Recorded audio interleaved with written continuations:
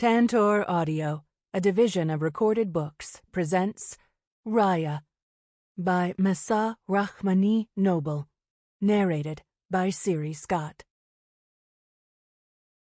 Prologue. October 2000, Sitges, Spain. Ignoring the security cameras in the foyer of my fiancé's villa, I slipped out of my new silk chemise and went upstairs. The sound of my high heels on the terrazzo tile was drowned out by the music coming from our bedroom. I smiled, half in pleasure and half in disappointment, as the tender strains of Solamente una vez, only once, came to my ears through the slightly ajar door. Sergio was such a romantic that he believed that only once in your life do you find your true soulmate, the single person who makes you whole. Given that he was playing our song, I guessed my attempt at surprising him had failed. Still, I comforted myself that at least he wouldn't expect me to walk into the room fresh off the plane from New York City, completely naked. Beneath the music, I became aware of another equally familiar sound. I stood, frozen in place, wondering if the whispers and murmurs and less appealing guttural sounds of sexual pleasure were only my fevered imaginings. Suddenly, I wanted to turn on my heel, run from there, wrap myself in the trench coat I'd discarded at the bottom of the stairs, flee from that place, erase the scene from my memory, ignore his pre-wedding dalliance, chalk it up to his one and only last-chance fling. More than that, I wanted to see who she was. I needed to release the venomous outrage that was rising along with the bile in my constricted throat, souring my mouth. An image of my hands around her neck, her lifeless body splayed across the bed, invaded my vision. Those twin impulses, flight or fight, flashed through my body in an instant, flushing my skin. At that moment, I was an unthinking animal, fueled by adrenaline. Instead of turning my back and running away, I eased the door open. The room was ablaze with candles. For a moment, I thought I'd stepped into a cathedral and the bed was an altar. Sergio lay on his back. From a distance, it looked as if he was in great pain, his face contorted in spasms that made him nearly unrecognizable to me. It was as if he were a figure transformed, a torture victim hung on a cross, a hero stretched across a rack, a body clamped in a set of stocks. For a moment, I imagined that our eyes met, and he was beckoning me to rescue him, release him from what bound him. A moment later, my heart rose to my throat. In the flickering light of the candles within, I was at first uncertain of my vision. I stepped closer, and when the shapes took a more recognizable form, I stifled a cry. The two other figures were both young men, no more than 18. My stomach churning, I gagged loudly. All three of them turned toward me, and their eyes met mine. I couldn't tear my gaze away. Sergio's body shuddered in the unmistakable throes of his release. I wanted to scream, but I had no voice. I wanted to run, but my legs wouldn't move. I have no idea how I made it down the stairs. The next thing I recalled was standing in the drive. I heard a crackle of static from a communications radio and the sound of a door being slid open. I ran blindly through the garden and into the vineyard, scraping my hand on the rock wall that separated the pool from the tennis courts and orange grove. I stumbled into a trellis and collapsed onto it, my chest heaving from exertion, sobs clawing my throat. I tried to will my legs to move, but they refused. The smell of damp earth and the garden's aroma mingled in the night air. I shut my eyes, and then opened them again when the image of Sergio invaded my mind. How could I have been so stupid? Growing up, I had always been told that the heart knows what it wants. As I stood there, shivering, debased, and humiliated, I knew I could never trust my heart again. Part 1. Raya, Paris, December 2000 to April 2001. Chapter 1. As the early December rain slanted down, I imagined it as a slash mark separating then from now. Wishful thinking on my part. For me, then and now were always inextricably linked, even more so given recent events with Sergio. Although the rain was stinging and cold, on the verge of sleet, I didn't hoist an umbrella as a defense against it. I suppose I hoped that somehow the cold would numb me, that the chill would silence the febrile workings of my brain, obscure the images that pierced me behind a veil of dripping water.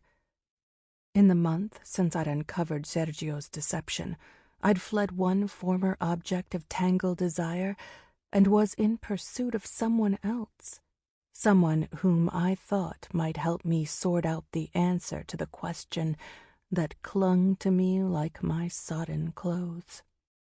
Now that my vision of how my life would proceed was shattered, what was I to do next?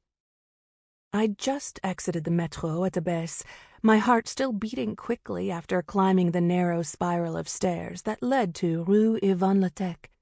There, I merged with the few commuters heading home early and the even fewer tourists enjoying a Parisian holiday. My eyes downcast, I bumped into a young couple.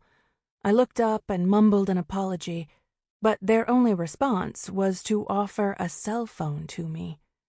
Their long hair adhered to their foreheads like cooled candle wax, but didn't hide the light of love in their eyes. I nodded and took the offered phone to take their photograph. The man began to gesture instructions on how to use the device in a heavily German-accented French.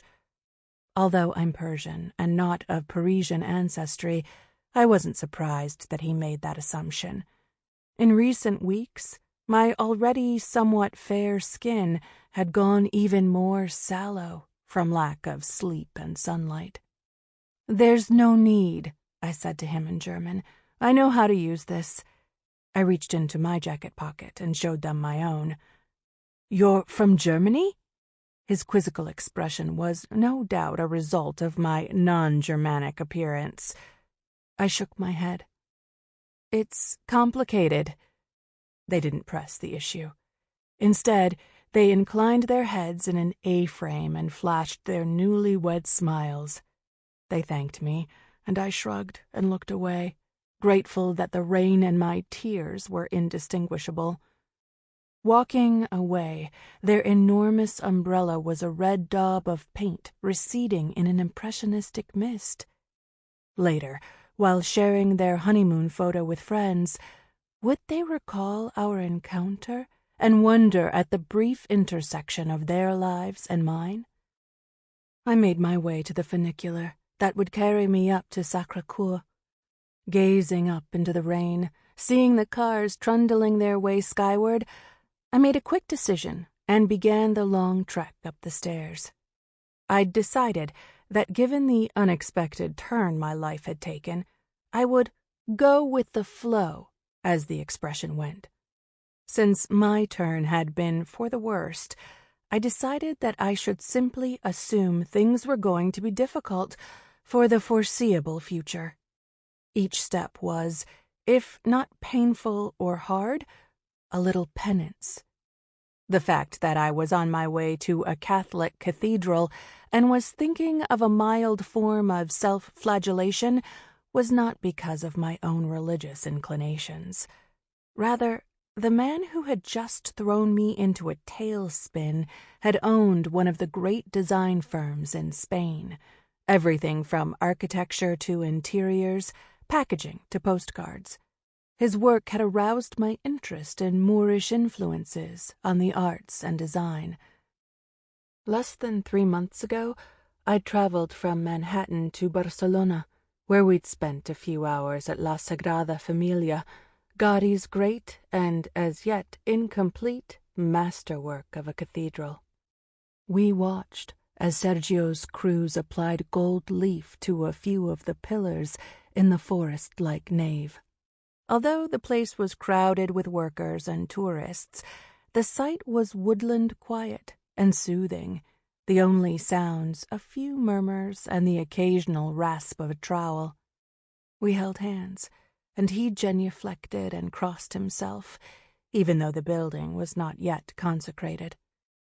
If only I'd been able to see the forest for the trees, I wouldn't have been in Paris, climbing my way toward another great building, a tribute to the Sacred Heart and France's war dead. If only I'd understood then just how hollow and unholy Sergio's gesture had been. Perhaps I was mixing the sacred and the profane, but I couldn't help but think of Pat Benatar's song about love being a battlefield. There I was, one of the walking wounded, seeking neither comfort nor commiseration. What I was looking for was insight, as well as the satisfaction of making a long-held dream come true. After being thrown over by Sergio, I felt as if I'd come unmoored and was drifting along in a fog of regret and longing. I had no idea what I was going to do with myself for the next few weeks, let alone the next few years. On New Year's Eve, I was supposed to have gotten married in Barcelona.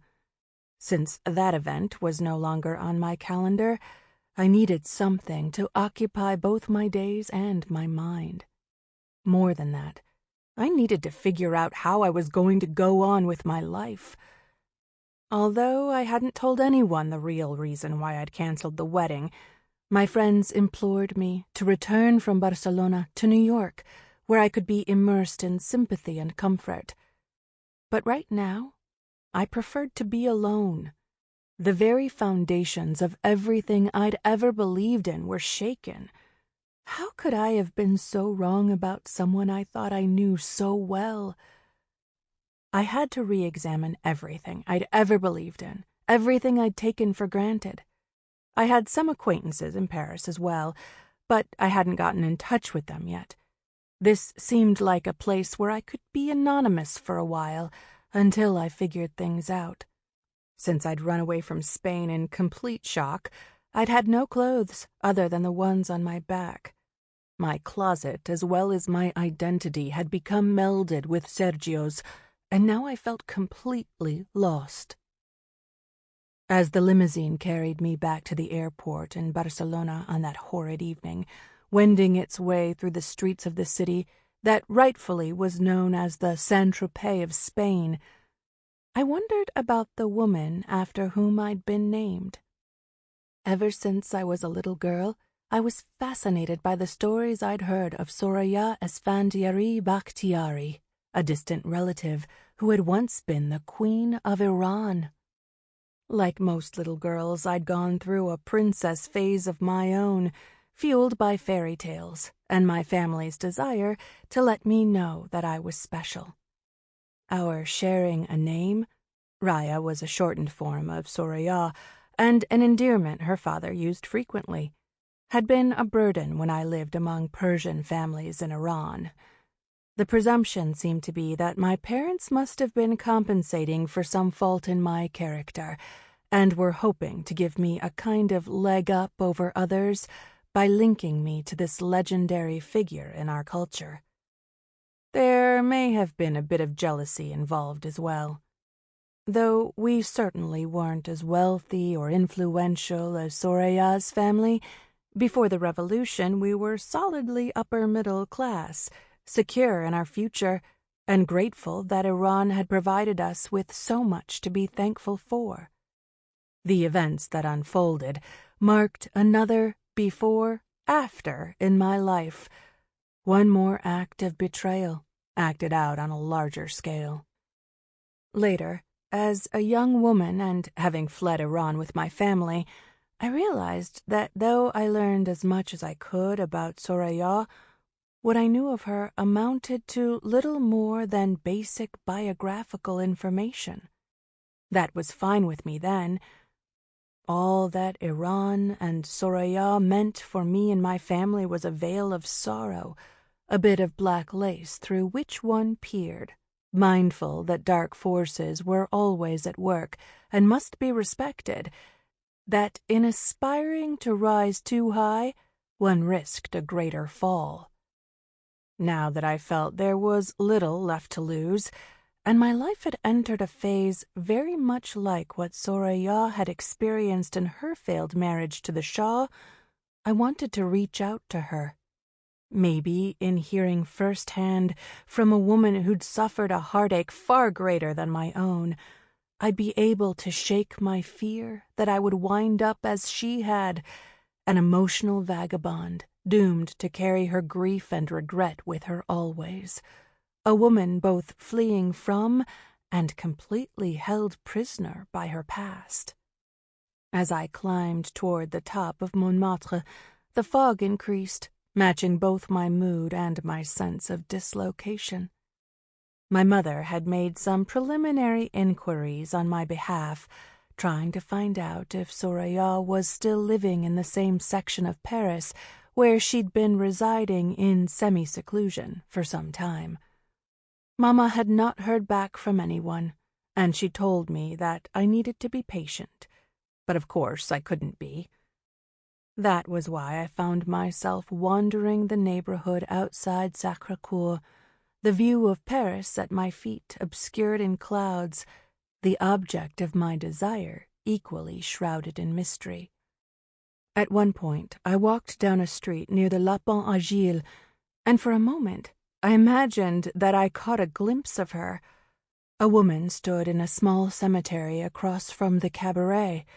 The grounds angled sharply upward, and the headstones were askew, as though they'd resigned themselves to their inability to defeat gravity. The woman stood in one of the helter-skelter rows of plots, a basket of white lilies standing out in stark contrast to her heather coat and black scarf. Something about her prominent nose reminded me of photographs in profile that I'd seen of Soraya. My distant cousin was a great beauty, and though I'd speculated about the ravages of time on her, I presumed that she was still possessed of that same elegant, if not regal bearing that I'd always admired. I decided to edge my way through the gate of the burial ground, hoping to get a better look at the woman. I couldn't make a pretense of simply being a genealogy-entranced tourist and wander about haphazardly. I strode purposefully to a grave marker, uphill from the lily-bearing woman. I discovered that I was shivering, not fully from the cold, but from my sense of expectant anticipation. When the woman heard my cough, she raised her head, and I could see that what I thought was a scarf wrapped around her head was a nun's wimple, not unlike the nuns at St. Margaret's in St. Moritz wore. I also saw that her face bore the scars of some disfiguring skin condition, and I thought of some crone from a fairy tale who might cast a spell on me.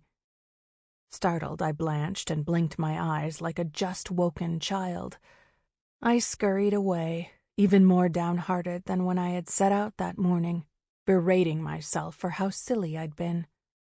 I found a cafe and sipped an espresso while staring at my phone, wishing for some confirmation from my mother that she'd made contact.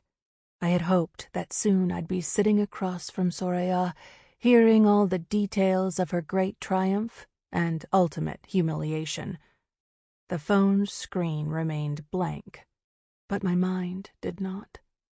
The caffeine roused me, and instead of heading back to my hotel via a cab, I trekked back uphill toward Sacré-Cœur and the metro stop there. The rain had diminished while I was in the cafe, but after a few minutes of winding through the streets, I was just outside the Musée du Montmartre when the skies opened again.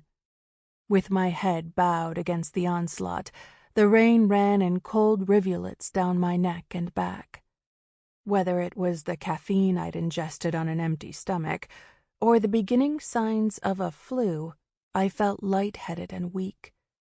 Since it was a Monday, the museum was not open, and feeling a desperate need to sit and get out of the rain, I ducked into the nearest doorway. At first I was hoping to just remain there, but the wind-whipped rain drove me inside. As it happened, I stood in the entranceway of a restaurant, dripping voluminously on the wide planked wood floor. The place was empty of patrons, but not of charm. I had the sense that I'd stepped into a French farmhouse.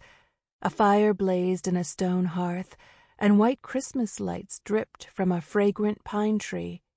20 or so small tables sat in no discernible pattern about the place, and the informality of that arrangement appealed to me. I caught a glimpse of someone moving at the rear of the space, beyond an arched doorway, from which emanated an enchanting mix of cooking smells. A moment later, a spotted dog trotted toward me, its nose in the air, its masked eyes alight with curiosity. It stopped just short of where I stood and sniffed at the expanding puddle I'd created. I knelt down to let the dog smell my hand, and it immediately curled into me and invited me to pet it. As I stroked its fur, it looked up at me, giving the appearance of smiling as its tail beat a steady timpani against my raincoat. "Roger!" someone shouted from the back room. The dog's ears pricked.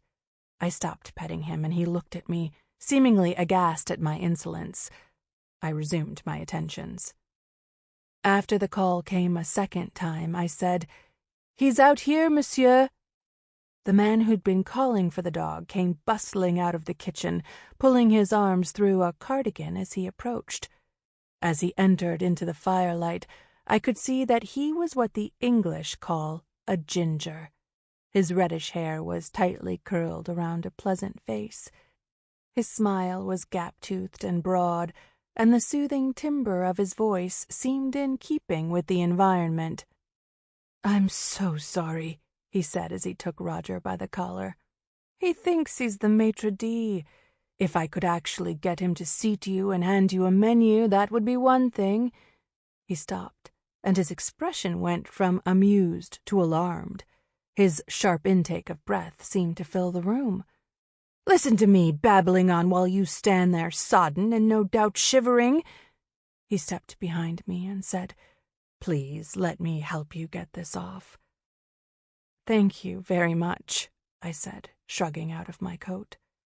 The man held it away from him like it was the hide of a freshly slaughtered deer. "I'll put it here by the fire, and you must sit as well." After he hung up the coat, he pulled a table within inches of the fireplace. "You must be frozen." I brushed a lank strand of hair from my face, and he shook his head. "This will not do. Come with me." He held out his hand. Feeling very much like a child and enjoying that sensation, I took it as he led me into the kitchen. "Marie, we have a guest. Please fetch some towels. This poor woman is nearly drowned." He turned to me, and once again his expression softened. "I'm sorry, but I've failed to ask your name." "I'm Raya." "How lovely. I take it you are not from Paris." "No." As I shook my head, more rain dripped down my face and onto the floor. "I'm the one who should be apologizing. I'm making a mess." "Not at all. My name is Eric, and this is my wife, Marie. We own and cook here at Bistro l'Epicurien. Welcome." Marie stepped toward me, her chef's toque slightly askew. With her dark hair and pale skin, she reminded me of a less waifish Audrey Tautou. "Hello. I'll see about those towels." "Roger, no." Eric wagged his finger at the dog, who sat staring up at a steaming pot on an enormous iron range. "I hope you don't mind, Roger. Normally he stays in the living quarters, but today, with all the rain, I wasn't able to take him for his usual walk. I was letting him stretch his legs." "Not at all. You're being so kind." Marie returned with a towel, a large cowl-neck sweater, and some leggings. She ushered me toward a bathroom. "You can dry yourself in here, and please do change your blouse for this. It can dry while you eat." I was beginning to feel a bit like Alice, fallen down a rabbit hole. I was too tired to resist their hospitality, and found myself in the cornflower blue bathroom, inhaling the smell of lavender. The sweater was made from luxuriant alpaca, and I felt as if I was swaddled in eiderdown.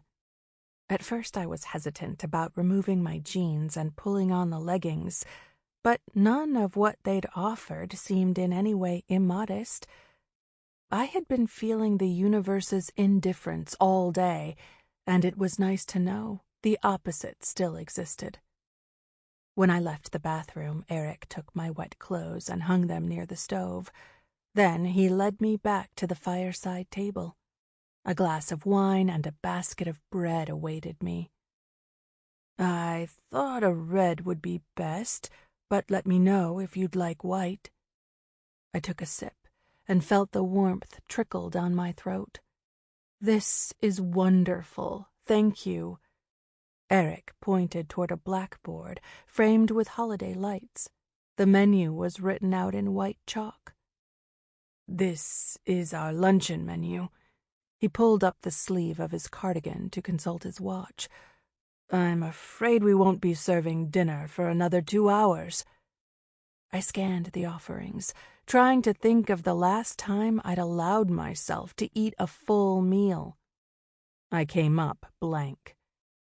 "It all looks so wonderful, I don't know if I can decide." Marie, who had joined us, said, "Then you don't have to. Allow us." She shrugged her shoulders and inclined her head in a typically Gallic gesture. "Of course. I trust you will take care of me." And for the next hour, they did. From an exquisite terrine de canard à pruneau starter to a lovely tarte de thon aux pommes, I was reminded that life still had its pleasures. Eric and Marie took turns preparing the courses and sitting with me. They were amiable luncheon companions, and I enjoyed the fact that neither had asked me why I was out alone in Montmartre in a torrential rain. They did ask if I'd been to Paris before, and for the first time since I was a teen, I considered taking advantage of the fact that I was a stranger in a strange land. As far as Eric and Marie were concerned, I was a blank slate. I could spin any tales I chose about who I was and what I'd done before. In shedding my clothes, it was as if I'd also shed some of the burdens I'd been carrying. For the first time since those awful hours in Barcelona, I hadn't thought about Sergio at all. Yet, while I could be free of those thoughts momentarily, that didn't mean that I could change my essential self. As the meal wound down and Eric and Marie spent more time in the kitchen preparing for dinner, my spirits flagged. I'd had 2 glasses of wine, and perhaps it was the depressive effects of alcohol, or perhaps it was self-pity. I found myself staring into the fire on the verge of tears. I realized that my cash and credit cards were still in my jeans. I was reluctant to leave, but knew that I should.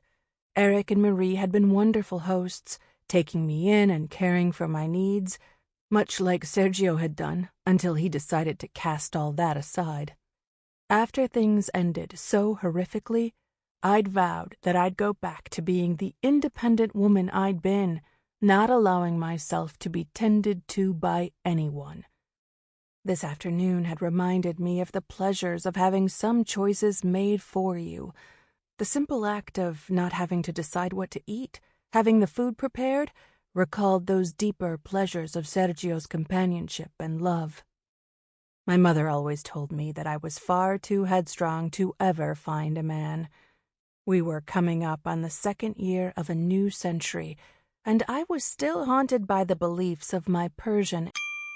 Sample complete. Ready to continue?